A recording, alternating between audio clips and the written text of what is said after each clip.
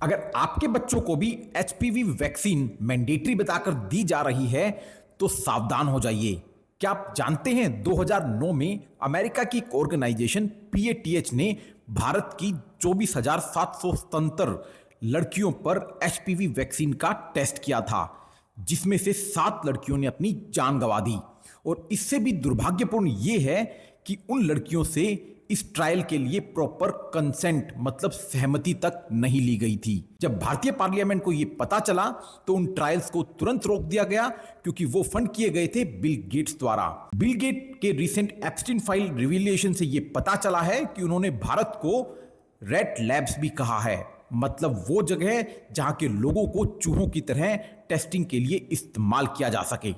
और इतना ही नहीं, रिसेंट एप्स्टीन फाइल से यह भी पता चला है कि बिल गेट्स और जेफरी एप्स्टीन ने मिलकर बहुत सारी मीटिंग की, जिनमें वो दुनिया की पॉपुलेशन कंट्रोल करने की बातें कर रहे थे और उन्होंने कोविड के वायरस को लैब में बनाया ताकि वो इससे बचने की दवाइयों में इन्वेस्ट करके अरबों रुपए कमा सकें।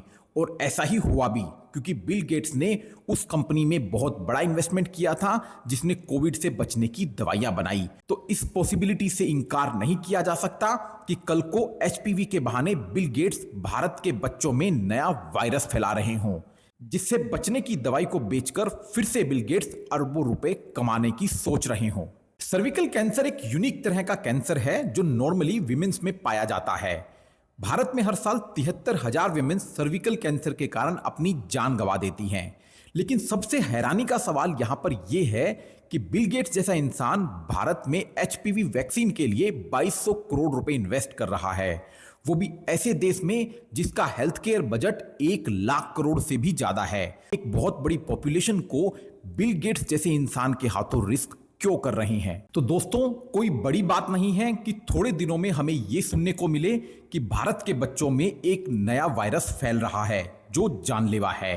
और इससे भी दुर्भाग्यपूर्ण है भारत की गवर्नमेंट का रवैया, क्योंकि भारत में जब कोविड वैक्सीनेशन दी गई और जब कोविड वैक्सीनेशन पर सवाल उठे तो भारत की गवर्नमेंट ने सुप्रीम कोर्ट में हलफनामा दिया और कहा कि गवर्नमेंट ने कभी भी कोविड मेडिसिन को मैंडेटरी नहीं किया।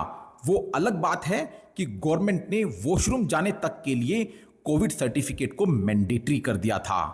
आप इस बारे में क्या राय रखते हैं, हमें कमेंट्स में जरूर बताइएगा। और ऐसी ही और इंफॉर्मेशन के लिए हमारे चैनल को आज ही सब्सक्राइब करें।